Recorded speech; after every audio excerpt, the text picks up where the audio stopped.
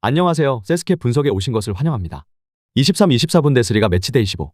홈팀 바이엘 레버쿠젠 분데스리가 1위, 11승 3무 0패. 원정팀 아인트라흐트 프랑크푸르트 분데스리가 6위, 5승 6무 3패. 두 팀의 프리뷰 진행하겠습니다. 바이엘 레버쿠젠의 홈에서 12월 18일 새벽 1시 30분에 열리는 이번 경기를 살펴보도록 하겠습니다.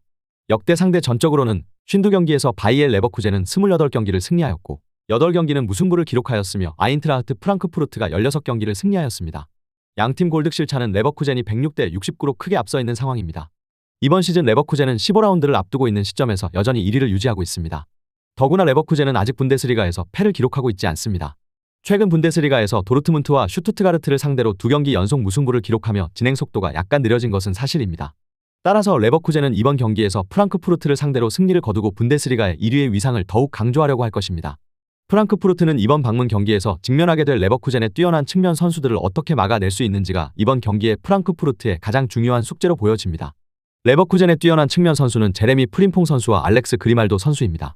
두 선수 모두 이번 시즌 23경기 무패 행진을 벌이고 있는 레버쿠젠에서 맹활약하고 있습니다.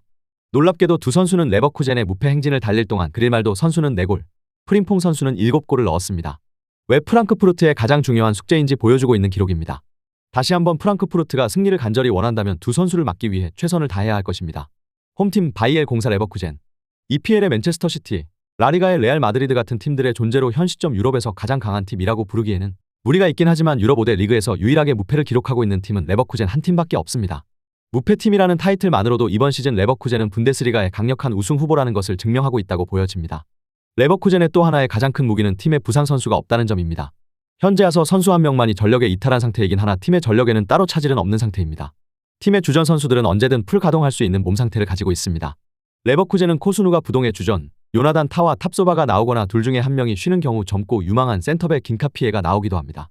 기본적으로 수비 시 파이브백 대형을 갖추긴 하나 소극적으로 눌러앉는 파이브백이 아닌 포백 같은 파이브백을 지향합니다.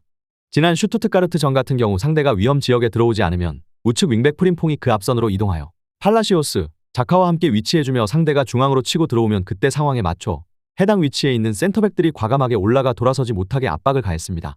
한 명이 빠져도 포백이 유지되어 공간 배분 문제가 크지 않으니 부담없이 순간적으로 전진할 수 있는 것입니다. 공격 시에는 비르츠가 자유롭게 이동하며 공격을 풀어주는 프리로를 구사하며 프림퐁은 우측 윙어로 자리를 잡고 좌측은 그리말도가 높이 올라가 윙어와 측면과 하프 움직임 연계를 유기적으로 가져가며 공격에 참여합니다. 레버쿠젠이 중원에서 공을 뺐으면 그리말도가 뒤도 안 돌아보고 전방 침투 가져가는 움직임이 인상적이었습니다.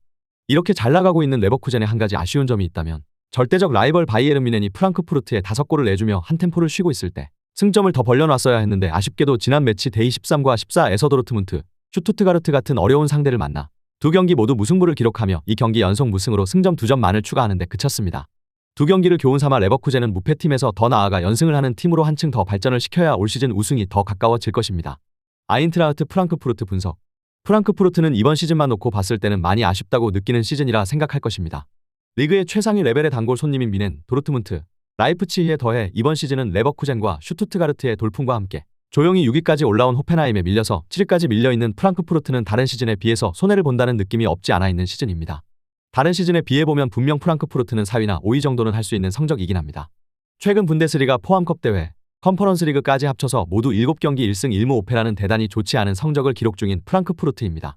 한 가지 다행인 점은 컨퍼런스 리그 다음 라운드 진출이 확정되어 이후 로테이션을 돌릴 수 있던 점은 팀 입장에서는 다행이었습니다. 최근 팀이 한 달 동안 거둔 유일한 승리가 바이에른 뮌헨을 5-1로 격파시킨 경기였습니다. 프랑크푸르트의 공격 핵심 선수 파레스 차이비는 올 시즌 18경기에 출전해 2골과 6도움을 기록하며 몇 단계 더 높아질 준비를 끝마쳤습니다. 바이에른을 5-1로 격파할 때 세 번째 분데스리가 골을 터뜨린 안스가르 크나우프 역시 이번 경기에서도 팀의 중추적인 역할을 완수해야 하는 경기에서 부담을 떨쳐내고 차이비와 같이 몇 단계 더 높아질 준비를 해야 할 것입니다. 직전 경기에서 자카를 집요하게 공략한 슈투트가르트가 재미를 본 것을 기억하며 키미히를 봉쇄했듯이 볼줄기를 만들어주는 선수에 대한 압박이 중요해 보입니다. 레버쿠젠이 공격을 할 때 선수들을 많이 올려보내니 이를 역으로 이용하여 회심의 카운터를 시도할 수도 있을 것 같습니다. 단 한 명의 부상자밖에 없는 레버쿠젠에 비해서 프랑크푸르트는 무려 9명의 선수가 결장이 예상되고 있습니다. 전력 공백이 너무 큰 프랑크푸르트입니다. 게다가 상대는 막강한 화력을 가지고 있는 레버쿠젠이라서 남아있는 선수들이 막아내기에는 약간은 버겁다고 느껴집니다. 경기는 킥오프를 해야 아는 것이지만 현 시점 전력으로만 봐서는 프랑크푸르트에게는 좋은 상황은 아닌 건 확실해 보여집니다.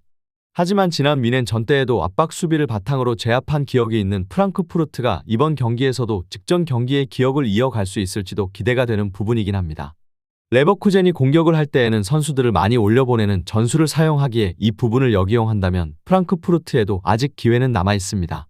세스케는 레버쿠젠의 승리와 고득점 경기가 될 것을 예상합니다. 시청해 주셔서 감사합니다.